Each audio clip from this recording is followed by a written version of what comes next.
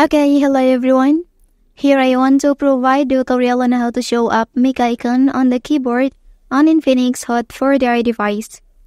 Well, knowing how to show the microphone icon on the keyboard enables voice input, offering a convenient alternative to typing, especially when your hands are occupied or when you prefer speaking instead of typing. It enhances accessibility and productivity by allowing you to dictate messages, emails, or text input in various apps.